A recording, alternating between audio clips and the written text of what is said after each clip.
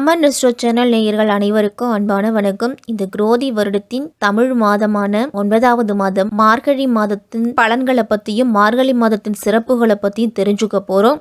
மார்கழி மாதம் அப்படின்னாலே இறை வழிபாட்டுக்கு ஒரு அற்புதமான மாதம் இந்த மார்கழி மாதம். மாதங்கள்லேயே சிறந்த மாதமான மார்கழியாய் நான் இருப்பேன் அப்படின்னு கிருஷ்ணர் அவதரித்து கூறியதாலோ என்னவோ இந்த மாதம் அத்தனை போற்றுதலுக்கும் உரித்தான மாதமா விளங்குது. மார்கழி மாதத்தை தனுர் மாதம் அப்படின்னு சொல்லுவாங்க. மார்கழி மாதம் சிவபெருமானுக்கும் விஷ்ணு பகவானுக்கும் உகந்த மாதமா கருதப்படுது. அதுவும் இந்த மார்கழி மாதத்துல வரக்கூடிய திருவாதிரை நட்சத்திரத்துல சிவாலயங்கள்ல சிறப்பு பெற்ற அபிஷேக ஆராதனைகள் இது எல்லாமே நடைபெறும். சிதம்பரம் நடராஜர் கோவில்ல ஆருத்ரா தரிசனம் அப்படிங்கிறது வெகு விமர்சையா நம்ம கொண்டாடிக்கிட்டு வரோம். இந்த மார்கழி மாதத்தோட சிறப்புகள்ல அனுமன் ஜெயந்தி, வைகுண்ட ஏகாதசி போன்ற முக்கியமான இறை வழிபாடு நாட்களும் இந்த மாதத்துல தான் நமக்கு அமையுது.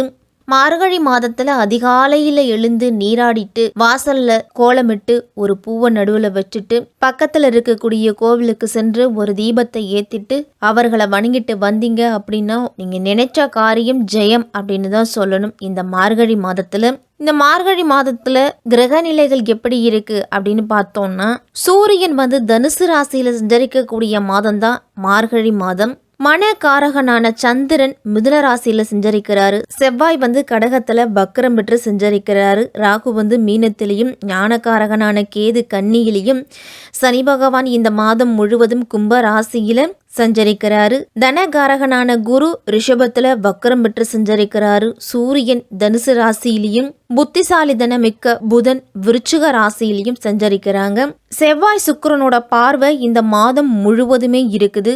செவ்வாயோட பார்வை, வக்ர செவ்வாய் சனியோட பார்வை இந்த மாதம் முழுவதும் இருக்குது. மார்கழி மாதம் 15ஆம் தேதி கும்ப ராசிக்கு சுக்கிரனும் வராரு. கும்பத்திலேயே சனி பகவானும் இருக்கிறாரு. மார்கழி மாதம் 17ஆம் தேதி தனுசு ராசிக்கு புதன் வராரு. இந்த மார்கழி மாதத்துல கிரக நிலைகளோட அமைப்பு எல்லாமே இப்படிதான் இருக்கு. இந்த மார்கழி மாதத்துல புத்தாண்டு அப்படிங்கிறது பிறக்க போகுது. புத்தாண்டை கொண்டாடுறதுக்கு நம்ம அனைவருமே தயாராக இருப்போம். இந்த ஆண்டில் நமக்கு ஏதாவது ஒரு நல்லது நடக்காதா அப்படின்னு ஏங்கிக்கிட்டு இருக்கிற கால புருஷ தத்துவத்தின்படி இருக்கக்கூடிய 12 ராசிக்காரர்களுக்கும் இந்த மார்கழி மாதம் எப்படி இருக்க போகுது அப்படின்னு நம்ம விரிவாகவே பார்ப்போம். தனுசு ராசிக்காரர்களுக்கும் தனுசு லக்னத்தில் பிறந்தவங்களுக்கும் மூலம் பூராடம் உத்ராடம் 1ஆம் பாதத்தில் இருக்கிறவங்களுக்கும் இந்த மார்கழி மாதம் எப்படி இருக்க போகுது அப்படின்னு தான் தெரிஞ்சுக்க போறோம். மாத தொடக்கத்துல உங்களுடைய ராசிநாதன், அதாவது தனுசு ராசிக்காரர்களுடைய ராசிநாதன் 6ஆம் இடத்துல குரு வக்ரம் பெற்று சஞ்சரிக்கிறாரு. செவ்வாய் 8ஆம் இடத்துல வக்ரம் பெற்று சஞ்சரிக்கிறாரு. 2 சுப கிரகங்கள் வக்ரம் பெற்று சஞ்சரிக்கிறதால மிகுந்த கவனத்தோடு செயல்பட வேண்டிய மாதம் தனுசு ராசிக்காரர்களுக்கெல்லாம் இந்த மார்கழி மாதம். பொருளாதாரத்துல எவ்வளவு நிறைவு ஏற்பட்டாலும் மன நிம்மதி அப்படிங்கிறது இருக்காது. ஏதாவது ஒரு பதட்டமான சூழ்நிலை, எதையாவது ஒரு யோசிச்சுக்கிட்டே இருக்க வேண்டிய நிலை தான் தனுசு ராசிக்காரர்களுக்கு இருக்கும். உடல் ஆரோக்கியத்திலையும் திடீர் பிரச்சனை, திடீர் மருத்துவ செலவு, பிள்ளைகளால, கணவனால, மனைவியால அப்படின்னு ஏதாவது ஒரு மருத்துவ செலவு இந்த மாதத்துல அதிகமாவே உங்களுக்கு இருந்துகிட்டு இருக்கும். சொத்துக்களாலும் பிரச்சனை, சொந்தங்களாலையும் பிரச்சனை, புதிய வழக்குகள் வர்றதுக்கெல்லாம் வாய்ப்பு அதிகமாவே இருக்குது தனுசு ராசிக்காரர்களுக்கு. மாத தொடக்கத்துல கடகத்துல இருக்கக்கூடிய செவ்வாய் மகரத்துல சஞ்சரிக்கக்கூடிய சுக்கிரனை பாக்குறாங்க. சுக்கிரன் கும்பத்துக்கு சென்ற பிறகு செவ்வாயோட பார்வை கும்பத்தின் மீது விழுது. உங்க ராசிக்கு அப்படின்னு பார்த்தோம்னா 5ஆம் இடத்துக்கும் 12ஆம் இடத்துக்கும் அதிபதியான செவ்வாய் சுக்கிரனை பார்வை செய்யும் காலகட்டத்துல ஒரு சில நல்ல மாற்றங்கள் அப்படிங்கிறது தனுசு ராசிக்காரர்களுக்கு கிடைக்கும். அதுவும் சுக்கிரன் கும்பராசிக்கு போனதுக்கு அப்புறம் தனுசு ராசிக்காரர்களுக்கு ஓரளவு முன்னேற்றம், கடன் சுமை எல்லாமே குறையும். இனி வரவே வராது அப்படின்னு நினைச்சுக்கிட்டு இருந்த பணம் என் கைக்கு சேரும். உத்தியோகத்திலலாம் உங்களுடைய விருப்பப்படி இடமாற்றம் செய்துக்குவீங்க. நீண்ட தூரத்துல இருந்து நல்ல நிறுவனங்கள்ல இருந்து அழைப்பு வரும். சம்பள உயர்வுடன் கூடிய வேலை வாய்ப்பு அப்படிங்கிறது வரும். தசாபுத்தி பழம்பெற்று இருந்துச்சு அப்படின்னா எந்த காரியமா இருந்தாலும், புதிய தொழிலா இருந்தாலும், இல்ல வேற வேலைக்கு மாற்றமாகறதா இருந்தாலும் செய்துக்கலாம். இல்ல அப்படின்னா இப்ப என்ன நிலையில இருக்கீங்களோ அதையே அப்படியே செய்துக்கிட்டு வர்றது தனுசு ராசிக்காரர்களுக்கெல்லாம் நல்லது. உங்க ராசிக்கு அதிபதியாகவும் 4ஆம் இடத்துக்கு அதிபதியாகவும் இருக்கிறாரு குரு பகவான். குரு பகவான் பக்கரம் பெற்று செஞ்சரிக்கிறாரு. சுகாலாபாதிபதியான குரு பகவான் பக்கரம் பெறுவதால ஆரோக்கிய குறைபாடு அப்படிங்கிறது வரும். எந்த காரியமா இருந்தாலும் திட்டமிட்டு செய்ய முடியாது. திடீர்னு நீங்க திட்டமிட்டு வச்சிருந்தாலும் அதுல மாற்றங்கள், தடைகள் இதெல்லாமே வரும். உத்தியோகத்தை பொறுத்த வரைக்கும் மேலதிகாரிகளோட கெடுபிடி அப்படிங்கிறது அதிகரிக்கும். அவங்க சொல்கிறத தான் நீங்கள் கேட்டு நடக்கிற மாதிரி இருக்கும். நீங்களாக எந்த ஒரு முடிவுமே எடுக்க முடியாது. உங்களுடைய வேலையில் சக ஊழியர்களோட ஒத்துழைப்பும் இருக்காது. மேலதிகாரிகளுக்கும் உங்களுக்கும் வாக்குவாதங்கள்லாம் வரலாம். சற்று கவனத்தோடு செயல்பட வேண்டிய மாதம். ஒரு சிலருக்கெல்லாம் வாங்கிய இடத்தாலும் விற்பனை செய்த இடத்தாலும் பிரச்சனை அப்படிங்கிறது இருக்கும். நண்பர்களை நம்பி எந்த காரியத்தையும் செய்ய வேண்டாம். அப்படி செஞ்சீங்க அப்படின்னா அந்த காரியம் பாதியில் தான் நிற்கும். கூட்டுத் தொழிலில் கூடுதல் விழிப்புணர்ச்சி அப்படிங்கிறது தேவைப்படக்கூடிய மாதம். சக கூட்டாளிகளை எந்த ஒரு முடிவு எடுக்கும் பொழுதும் அவர்களுடைய ஆலோசனையும் கேட்டு எடுக்கிறது நல்லது. கடகராசியில் உள்ள செவ்வாய் நீச்சம் பெற்று வலிமை இழக்கிறாரு. இந்த மாதம் முழுவதும் வக்கரமும் அடைகிறாரு. தனுசு ராசிக்கு 12ஆம் இடத்துக்கு அதிபதியான செவ்வாய் வக்கரம் பெறுவது நல்லது தான். ஆனால் பூர்வ புண்ணிய ஸ்தானத்துக்கும் அதிபதியாக இருக்கிறதால பூர்வ புண்ணியத்தால் எந்த பலனுமே உங்களுக்கு கிடைக்காது. பாக பிரிவினை செய்து கொள்ள முடியாது. இடத்தால பிரச்சனை வரலாம், வீட்டால பிரச்சனை வரலாம், பிள்ளைகளால் உங்களுக்கு பிரச்சனைகள் அப்படிங்கிறது இருக்கும். பிள்ளைகள் உங்கள் பேச்சை கேட்டு நடக்க மாட்டாங்க.